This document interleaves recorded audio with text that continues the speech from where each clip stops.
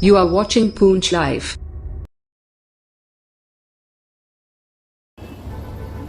दूर दूर से आए हुए मेरे बुजुर्गों, भाइयों और साथियों, पहले बताओ तुम सारे भल है ना? घर, घास, घर वाले, बच्चे, मंजा, गांव, सारे बाल है, सब ठीक? तो इच्छा वारे हैं कौशिशो तारण फिक्रे ठीक छा गरिशा सरी वारे शीनो से उस कम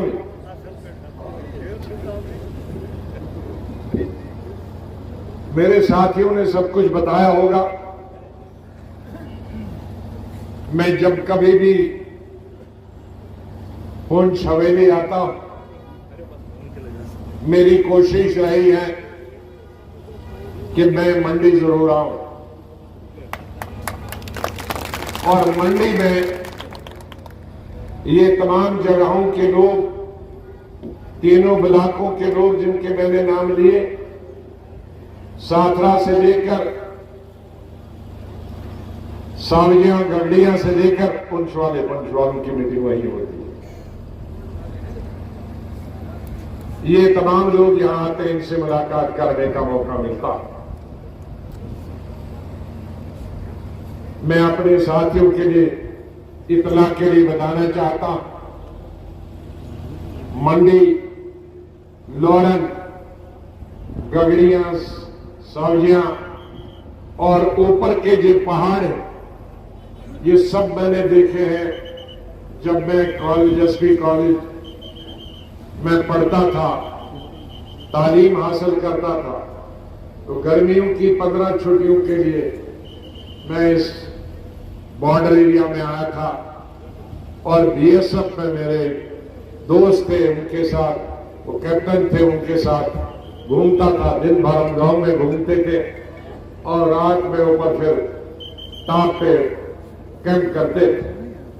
तब से मेरे जहन में इस इलाके के लोगों की गुर्बत, अरे घूमते रहो भाई, तुम पीछे कैमरा वाले घूमते रहो ना, कभी इधर भी जाओ ना, अटक गए एक ही दफा, ओ बैठ के थल्ले तुम करो, थल्ले थल्ले,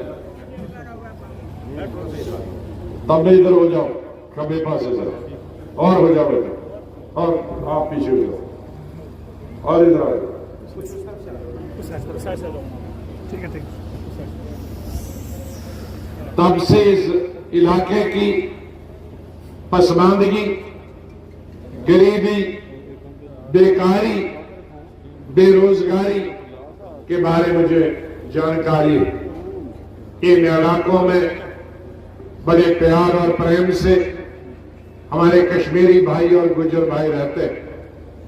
मेरे ख्याल में हमारी स्टेट में ये दोनों बरादरियां इकट्ठे जितने इस इलाके में है कहीं भी नहीं, लेकिन कभी भी कोई शिकायत नहीं, हर दुख दर्द में इकट्ठे रहते हैं और प्यार से रहते हैं।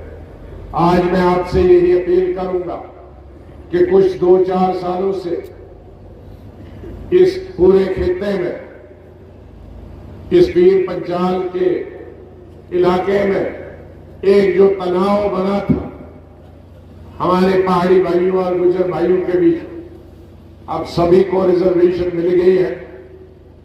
तो इसलिए मैं आप सबसे अपील करता हूं, वो तनाव, वो नफरत सब अपने अपने दिलों से निकालें और मोहब्बत का बीज बोए और प्यार और मोहब्बत आपसे बांटें, आपस में बांटें। और उसी तरह जैसे हजारों सालों से, सैकड़ों सालों से आप एक दूसरे की शादी ब्याह में, गम में, दुख में, दर्द में इकट्ठे रहते थे, आज भी आने के वक्त के बाद उसी तरह से इकट्ठे प्रेम और प्यार से रहिए। लीडर कई आते हैं, वो वोट हासिल करने के लिए कोई मेरे गुज्जर भाई, एसटी भाइयों को अपने साथ लेने के लिए पहाड़ियों को गाली देता है, कोई पहाड़ियों के वोट लेने के लिए गुजर भाइयों को गाली देता है, कोई हमारे हिंदू भाइयों को गाली देता, कोई हिंदू भाई मुसलमान भाइयों को देता। मैं उस सियासत के सख्त खिलाफ हूं। लीडरों का काम होना चाहिए लोगों के बीच में मतभेद, जो आपस में टकराव है, उस टकराव को कम करना, उस टकराव को खत्म करना। वो लीडर नहीं है, वो आवाम दुश्मन लीडर है जो लोगों का बंटवारा अपने वोट के लिए करते हैं। ऐसे लोगों से हमेशा होशियार रहना चाहिए। मैं पूरे मुल्क में 40-50 साल से और अपनी रियासत में हर तकरीर में, चाहे किसी भी किस्म की तकरीर हो, चाहे मेरे हिंदू भाई बैठे हो, मुसलमान भाई बैठे हो, लेकिन मैंने उसमें हमेशा आपसी भाईचारे की बात की। अगर इस मुल्क में, अगर इस रियासत में तरक्की करनी है, इस रियासत में आगे बढ़ना है, अगर हमें बेकारी और बेरोजगारी खत्म करना, अगर हमने मजदूरों को काम देना है, अगर हमने नौजवान लड़के और लड़कियों को रोजगार देना है, तो उसके लिए मुल्क में और हमारे इस सूबे में, रियासत में अमन चाहिए, शांति चाहिए। हमने देखा है पिछले 35 वर्षों से, 1999-90 से जो दहशतगर्दी का दौर दौरा रहा हमारी स्टेट में, उससे हम 100 साल पीछे चले गए। हमारे कई बच्चे हजारों की तादाद में मारे गए दहशतगर्दी की वजह से। हमारी कई हजारों बेटियां जो बहुएं बनी थी वो बेवा हो गए। हमारे हजारों वालिदैन, माँ बाप अपने बच्चों से, अपने बेटों से दहशतगर्दी का शिकार हुए और आज कसमपुर्सी की हालत में उनके वालिदैन रहते हैं। इसलिए अमन जरूरी है, शांति जरूरी है। मैं तमाम हिंदू स्टेट के बॉर्डर के इलाकों में रहने वाले हिंदू और मुसलमान भाइयों को और राजौरी और पुंछ के मेरे पहाड़ी और गुज्जर भाइयों और हिंदू भाइयों और सिख भाइयों से का बहुत बहुत शुक्रिया अदा करता और उनको मुबारकबाद देता। 1947 से लेकर आज तक वो गोलियों का शिकार होते रहे। गोली बारूद जब दो ममालिक के बीच में टकराव होता है, हिंदुस्तान और पाकिस्तान के बीच में, चाहे वो 1947 के अक्टूबर से लेकर 1948 और 1950 के जनवरी तक जो लड़ाई चली 49 तक, उसमें यहां के लोगों ने बहुत अच्छा किरदार अदा किया। यही इलाका था कि पुंछ का एक डिस्ट्रिक्ट के 2 पुंछ हो गए। इसी तरह राजौरी का जो इलाका था, उस राजौरी डिस्ट्रिक्ट के 2 डिस्ट्रिक्ट बन गए। लेकिन जो हिंदुस्तान में रहे उनको मैं मुबारकबाद देता हूं। आज मेरे भाई, हमारे कश्मीरी भाई हैं या गुजर भाई देख रहे हैं कि यहां इतनी आबादी होने के बावजूद भी हिंदुस्तान में तकरीबन 150 करोड़ आबादी है, लेकिन कोई भूखा नहीं मरता। सबको अनाज मिलता, गरीबों को मुफ्त भी मिलता, कम सस्ते दामों पर भी मिलता है। 70% लोगों को सस्ते दामों पर अनाज मिलता है। लेकिन हमारे भाई और बहनें, उनको कोई लीडर नहीं मिला, उनको सिर्फ जनरल मिले। आपने पिछले दिनों टेलीविजन पे देखा होगा कि चीनी पर लड़ाई हो रही थी, आटे पर लड़ाई हो रही थी, चावलों पर लड़ाई हो रही थी, मिट्टी के तेल पर लड़ाई हो रही थी, डीजल पर लड़ाई हो रही थी, पेट्रोल पर लड़ाई हो रही थी। इसलिए मैं मुबारकबाद देता हूं 1947 के बुजुर्गों ने, उन्होंने फैसला किया कि यहां हमारे मुल्क में, हिंदुस्तान में अभी भी सबको अनाज मिलता है, सबको चावल मिलता है, सबको आटा मिलता है, सबको पेट्रोल मिलता है, सबको डीजल मिलता है, सबको मजदूरी और काम मिलता है। यहाँ आटे और पेट्रोल और डीजल पर लड़ाई और जंग नहीं होती, अवाम के बीच में कोई भूखा नहीं रहता है। ये हमारे लिए फख्र की बात। इसलिए आपने जो जिद्दोजहद की 1948-47 में, 1962 में, 1971 में, 1999 में वो जाहिर थी, आपकी जीत हुई और हमारे साथी जिन्होंने गलत फैसला लिया, अगर आज वो यहां होते और भी हमारा मुल्क मजबूत होता और शायद ये गोली बारूद हमेशा के लिए नहीं चलता, बंद होता और हमारे बच्चे शहीद इस तरह नहीं होते लड़ाई और झगड़ों में। इसलिए जो मेरे भाई यहां और बहनें हैं, मैं इनसे अपील करूंगा कि शांति और अमन बनाइए। हम इस मुल्क का हिस्सा है। कोई अगर बोलता है कि हम दूसरे मुल्क में जाएंगे, वो गलत बोलता है, झूठ बोलता है, फरेब देता है, धोखा देता है। मैं आपका हमदर्द हूं। एक हमदर्द के नाते, एक भाई के नाते, बड़े भाई के नाते, नौजवान बच्चों को एक बाप के नाते, मेरी बहनों के भाई के नाते सबको कहता कि जो लोग गुमराह करते हैं जम्मू कश्मीर के लोग, सबजबाग दिखाते हैं, आपको बुरा लगेगा, मुझे मालूम है, क्योंकि सबजबाग दिखाए, सबजबाग बड़ा अच्छा लगता है, लेकिन नुकसान कितना हो। हजारों बच्चे मर गए कि नहीं? किसने मारे?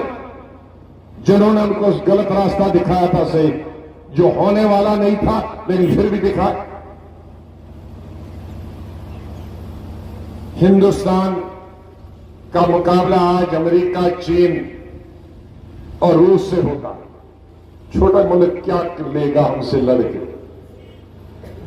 सांड से लड़ोगे, बकरे को सांड एक सींग मारेगा, बकरा नजर नहीं आएगा, तो ऐसी बात। लेकिन गुमराह किया लीडरों ने। क्यों किया गुमराह? क्योंकि उसमें पैसे भी नहीं आते, सीधे वोट मिलते हैं, लेकिन 75 साल में जो था वो भी ले गए हमसे। अगर हमने आजादी की बात नहीं की होती, हमने सेल्फ रूल की बात नहीं की होती, तो 370 कोई हमसे छीन नहीं सकता। तो आज अगर 370 खत्म हुआ, आज अगर 35 ये हुआ खत्म कि यहां जमीन सब खरीदेंगे, आज नौकरियां सब ये खरीदेंगे, ये सब उन लीडरों की वजह से हुआ जो अलहदगी पसंद का नारा देते थे और हिंदुस्तान को लगा ये अलहदगी पसंद हमेशा के लिए बंदी करो, इनके पास जो है वो भी खस ले लो। दूजा नारा वाला तो हमने बहनों में कुछ जरा कुछ है, ये भी खस ले। तो ये खसाया उन्होंने हमसे। अगर गलत नारे नहीं देते, वो बच्चों जो 1 लाख के करीब बच्चे मारे गए, वो एक गलत बंदूक नहीं कोई उठाता। लीडर का काम है लोगों को रास्ता दिखाना, लीडर का काम नहीं है गुमराह करना। इसलिए मेरे भाइयों, मेरे कश्मीरी भाइयों, मेरे गुज्जर भाइयों, मैं आपसे अपील करता, मैं यहां किसी पार्टी या किसी हुक्मरान की तारीफ नहीं करता। मैं जब कांग्रेस में था तब भी यही कहता था। आज मैं अलग पार्टी, आज भी बताता, हमें आप सही सलामत चाहिए। मैं नहीं चाहता कि अब खून रेजी और हो। मैं नहीं चाहता कि अब हमारे आपके बेटे नौजवान और शहीद हो जाएं। मैं नहीं चाहता कि आपकी बहुएं बेवा हो जाए। मैं नहीं चाहता कि आप मां और बाप अपने नौजवान बच्चों से महरूम रहो। बुजुर्गों ने, मां बाप ने अपनी जमीन जायदाद बेच के, मजदूरी करके अपने बच्चों को बढ़ाया कि उनके बुढ़ापे का सहारा बने, उनके बुढ़ापे की लाठी बने, उन अपनी बहन की शादी करे, मां का ख्याल रखे। लेकिन वो बच्चा जिसको आप सहारा बनाना चाहते थे बुढ़ापे का, वो बंदूक उठाए, अगले को भी मारे और कई हफ्ते या महीने में खुद भी मर जाए। तो ये कौम का नुकसान है, ये रियासत का नुकसान है, ये मुल्क का नुकसान है। और इसके बाद तबाही और बर्बादी हुई। 35 सालों में जो तबाही और बर्बादी हुई, उसका अंजाम है कि 100 साल पीछे चले गए हम मुल्क के दूसरे हिस्सों। अब मैं नहीं चाहता कि कोई खून खराबा हो, मैं नहीं चाहता कि कोई बच्चा हमारा शहीद हो, मैं नहीं चाहता कि कोई वालिदैन बच्चे से महरूम हो, मैं नहीं चाहता कि मेरी बेटी कोई बेवा बने। इसलिए सियासी फकीर हर सियासी पार्टी के फिर आपको बांटने के लिए आएंगे, फिर आपको अलग अलग ख्वाब दिखाने के लिए आएंगे। जहां तक स्टेट का ताल्लुक है, मैंने लड़ाई लड़ी पार्लियामेंट के दिनों में। जिसने वो तकरीर सुनी है जरा हाथ खड़े करिए। बाकी किसी की पार्लियामेंट में तकरीर सुनी? मैं अकेला मेंबर था, एनसी के 3 थे, तकरीर सुनी पार्लियामेंट 370। बीजेपी के 2 थे, तकरीर सुनी? तो यहां जहां तकरीर करनी वहां चुप बैठते हैं। तो जहां कोई सुनने वाला नहीं है इन इलाकों में, यहां लोगों को गुमराह करते हैं। इसलिए आप तम समझो, कुछ समझ आई नहीं, पूरी समझो। उन सीधे खब्बे सीधे रास्ते चलो, खब्बे सज्जे नहीं चलो। खब्बे सज्जे जेड़े रास्ते हैं वो बड़े खराब है, दिख जान दे खतरे। एक पासे चलो, सारे पहाड़ी ते गुजर एक पासे चलो। वो रास्ता गलत दसनगे तोनू। मैं नबी दा गुलाम हाँ, मैं कदे गलत रास्ता तोनू नहीं दस सकता। जेड़ा रास्ता थोड़े हक विच होएगा, गरीबां दे हक विच होएगा, मजदूरां दे हक विच होएगा, बुजुर्गां दे हक विच होएगा, वही रास्ता मैं दसांगा। मैं कदे गलत रास्ता नहीं दसांगा। अल्लाह मैनू माफ नहीं करेगा, मेरा हुजूर मैनू माफ नहीं करेगा, मेरा दीन मैनू का माफ नहीं करेगा।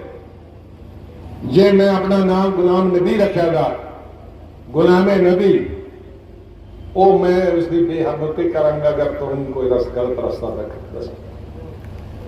मैं जेड़ा कुछ काम किया था वो हमेशा गरीबों वास्ते किया,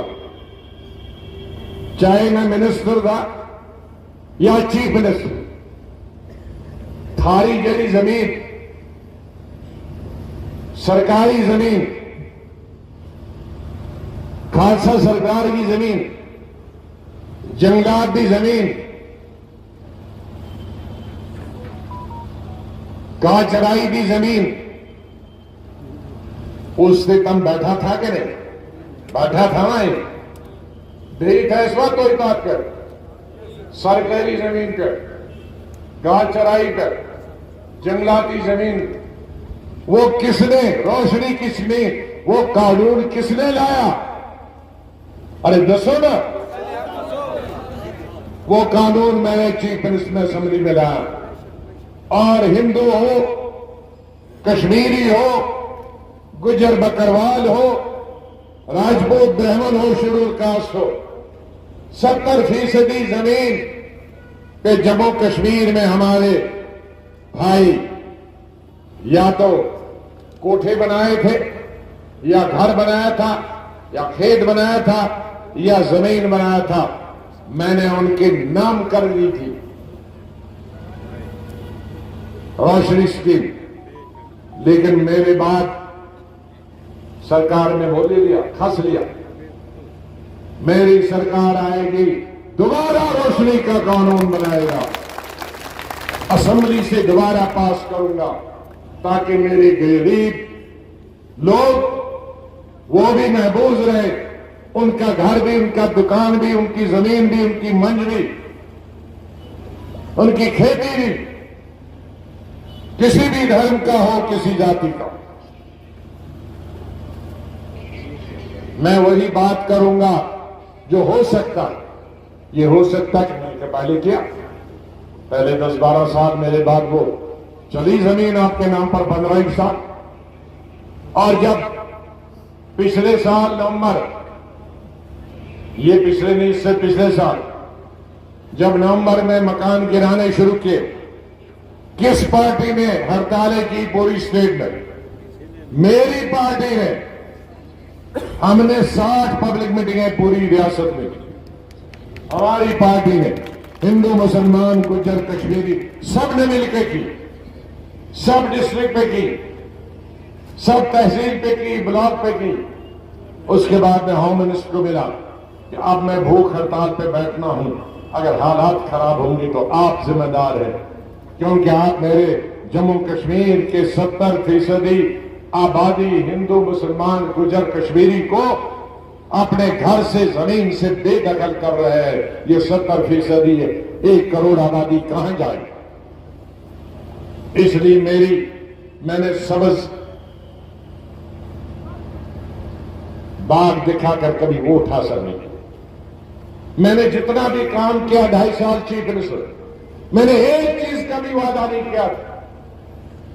किया था मैंने। लेकिन फिर भी मैंने हर जगह high school, college, primary school, middle school बनाए। मैंने सड़कों का जाल बिछाया, अस्पतालों का जाल बिछाया। आपके डिस्ट्रिक्ट हॉस्पिटल, आपका ये हेल्थ मिनिस्टर होकर सेंटर से मैंने यहां मंडी के लोगों को अस्पताल दिया। मंडी से आगे तक उस तरफ वार पास से सड़क थी, इस तरफ नहीं थी, वो सड़क चीफ मिनिस्टर होकर बनवाई। दूर दराज मेडिकल कॉलेज दिया जब मैं हिंदुस्तान का हेल्थ मिनिस्टर था, रजौरी पुंछ का, रजौरी में भी। यहां पुंछ में कैंसर का हॉस्पिटल, पुंछ में यूनिवर्सिटी दी। आपके इस रोजगार बने चकांदाबाद, 3 महीने में मैंने बिल्डिंगें बनाई और सोनिया गांधी को लिया, उससे उद्घाटन कराया और चकांदाबाद से तिजारत आने जाने का काम शुरू। ये तमाम चीजें दोबारा से करनी है, लेकिन इसमें आपका सहयोग होना चाहिए, आपका मदद होनी चाहिए। मुझे हर किसी की मदद चाहिए। मुझे कश्मीरी की भी उतनी मदद चाहिए जितनी गुज्जर की मदद। मुझे हिंदू और सिख की भी मदद चाहिए, क्योंकि पुंछ शहर में हमारे हिंदू भी रहते हैं, सिख भी रहता है, कश्मीरी और गुज्जर भाई के बगैर। क्योंकि मैं जो कुछ बनाऊंगा वो एक फिरके के लिए नहीं बनाऊंगा, वो एक तबके के लिए नहीं बनाऊंगा। अस्पताल बनेगा तो सबके लिए, कॉलेज स्कूल बनेगा तो हर के लिए, नौकरी मिलेगी तो हर तबके को मिलेगी, मजदूरी मिलेगी तो हर तबके को मिलेगी। ये तमाम चीजें एक तबके और एक फिरके के लिए नहीं। गुलाम नबी आजाद की जमीर में एक तबका और फिरका नहीं। मैंने कभी वोट की परवाह नहीं की, लेकिन मैं चाहता हूं कि आप समाज एक रहे। इकट्ठे होना ही हमारी बड़ी ताकत। अगर इकट्ठे नहीं रहे तो बिखर जाएंगे। डॉक्टर सर मोहम्मद इकबाल ने कहा, न समझो ए हिंद वालो तो तुम्हारी दास्तान होगी दास्तानों। अगर हम ठीक प्यार से और प्रेम से नहीं रहे, हम आपस में लड़ भिड़ के ही खत्म हो जाएंगे। न कोई सड़क बनेगी, न हमें कोई नौकरी देगा, न हमें कोई मुलाजमत देगा, न हमें कोई डॉक्टर देगा, न हमारा कोई अस्पताल बनेगा, न हमारा कोई कॉलेज और प्रोफेसर और टीचर बनेगा। इसलिए मेरी अपील है, मैं बार बार आऊंगा, मैं जब भी पुंछ आता हूं डराता हूं, क्योंकि मैंने कहा कि ये तीनों ब्लॉकों के लोग यहां आते हैं और हमारी रियासत के सबसे पसमानदा रहने वाले ये इलाके, यहां ठंड भी होती है, बर्फ भी होती है। ये मेरे इलाका डिस्ट्रिक्ट डोडा जैसा, हमारे सरूरी साहब हमारे जैसा इलाका, यहां मक्की भी होती, बर्फ भी होती, यहां से कश्मीर जोड़ने का काम मेरे वक्त से शुरू हुआ, सुना कि अभी बंद है।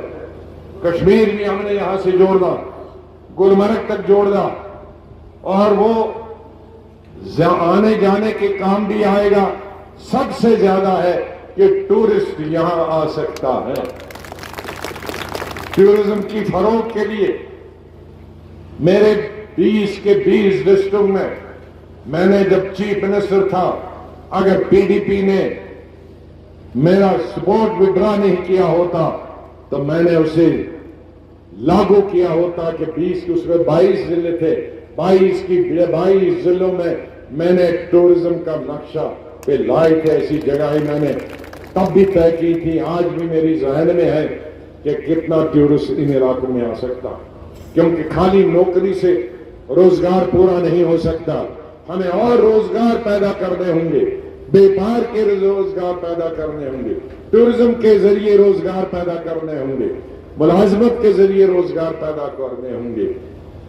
ऐसे के लिए आपका मुझे सहयोग चाहिए, आपकी मुझे मदद चाहिए, आपकी इमदाद चाहिए। इन आज के जमाने में कई लोगों ने जो फालतू पैसा कमाया है वो बांटते हैं। मैंने तो उस मामले में दरवेशी जिंदगी गुजारी। मैं कहता हूं कि हिंदुस्तान का कोई भी आदमी, जम्मू कश्मीर का कोई भी आदमी कहे कि मैंने कभी तबादले के लिए, काम करने के लिए, सड़क बनाने के लिए, स्कूल बनाने के लिए किसी ऑफिसर से, इंजीनियर से, पटवारी से, रेवेन्यू ऑफिसर, चीफ मिनिस्टर होकर या मिनिस्टर होकर या एमपी होकर कभी 4 पैसे लिए हो तो मैं सियासत से इस्तीफा दूंगा। इसलिए क्योंकि मैं कहता हूं कि मैं बनकर किसी से, मैं तो अपने नया पैसा कमाता नहीं हूं, मुझे तो रिश्वत नहीं लेनी। कोई जो वो रिश्वत लेते हैं वो फिर देते भी हैं, क्योंकि हराम का कमाया होता है तो वो बांटना है। हमारे पास कोई हराम का नहीं है। कोई आप में से ही दोस्त यार, कोई 1 लाख देता है, कोई 2 लाख देता है, कोई 50,000 होता है, कोई 10,000 होता है, उससे हम काम चला रहे हैं। इसलिए लोगों को जो वोट देना है, कुछ 2 किस्म के लोग होंगे जो धर्म पर, इलाके पर, गुजर नॉन गुजर के नाते पर वोट मांगेंगे, और कोई वोट खरीदेंगे। दोनों आपके दुश्मन है। जो खरीदेगा वो आपको पूछेगा नहीं, वो कहेगा मैंने तो खरीद के दिया है, आपको ने मेरे सिर्फ कौन सा एहसान किया। और जो एक जात पे लेगा वो दूसरे वाली जात का काम नहीं करेगा, वो कहेगा कि आपने तो हमें वोट ही नहीं दिया। इसलिए मुझे सबका वोट चाहिए, सब धर्मों का भी, और ईमानदारी, जिस ईमानदारी के साथ मैं आगे आया हूं सब कुछ छोड़कर, उसी ईमानदारी के साथ मैं आपसे भी तवक्कुल करता हूं कि आप मुझे और मेरे साथियों को सहयोग दें। हमारे नौजवान रियाज न्याज है, इनके वालिद साहब पहले थे। मुझे पूरा उम्मीद है कि कश्मीरी और गुजर भाई, हिंदू भाई, सिख भाई इसको आगे वाला लीडर बनाने में मेरी मदद करेंगे, सब भाइयों से। और यकीन दिया, मैंने अपने हर मीटिंग में कहता हूं कि अगर कोई गुजर बनता है उसको उतना ही ध्यान कश्मीरी और सिख और हिंदू का रखना, और कोई हिंदू है उसको उतना ही ध्यान हमारे मुसलमान भाइयों, गुजर भाइयों का रखना, हर आदमी के। क्योंकि मैं फर्क नहीं समझता, आपको भी फर्क नहीं समझता। मैं अपने साथियों को भी कहता हूं, जो फर्क समझेगा इंसान और इंसान में, वो मेरी पार्टी में रहने के काबिल नहीं है। मैं इंसानों की पार्टी चाहता हूं। वो इंसान जो अल्लाह ने पैदा किया, उसने हिंदू भी पैदा किया, मुसलमान भी पैदा किया। अल्लाह ने कश्मीरी भी पैदा किया है, पहाड़ी भी पैदा किया है, गुजर बकरवाल भी पैदा किया है। अल्लाह के पैदा किए हुए के बीच में हम तफरीक नहीं डाल सकते हैं, उसको बांट नहीं सकते हैं। इंसाफ अल्लाह ने कहा है, हमारे हुजूर ने कहा है कि सबके साथ इंसाफ करना है, और हमारे पैगंबर सल्लल्लाहु अलैहि वसल्लम ने सबके साथ इंसाफ किया। उनके दुश्मनों के साथ भी उन्होंने इंसाफ किया है। ये तालीम हमको, दीनी तालीम बचपन से मिली है, लेकिन हम कभी कभी भटक जाते हैं कि लीडर हमें भटकाते हैं। इन्हीं अल्फाज के साथ आपको दूर दूर जाना है, भूख भी लगी है, मैं आपका ताउन चाहता हूं। जो पार्लियामेंट भी हमने लड़ना है, असेंबली में लड़ना है, पार्लियामेंट में तो हम आपको आखिरी वक्त में एक झटका देंगे। शायद आपको तो भी नहीं होगी कि कौन लड़ेगा यहां से, उसमें भी आपको साथ चाहिए। उसके कुछ ही महीनों बाद असेंबली होगी, असेंबली में भी आपने साथ देना। और 80% उम्मीद है कि पार्लियामेंट और असेंबली इकट्ठे हो जाएंगे, इसलिए उसकी भी तैयारी करो। अब मुझे हाथ खड़े करके बताइए सब कुछ। और इन्होंने फोटो चकन दो, हाथ रखो, दो हाथ ये जेब विचों हाथ कट लियो है।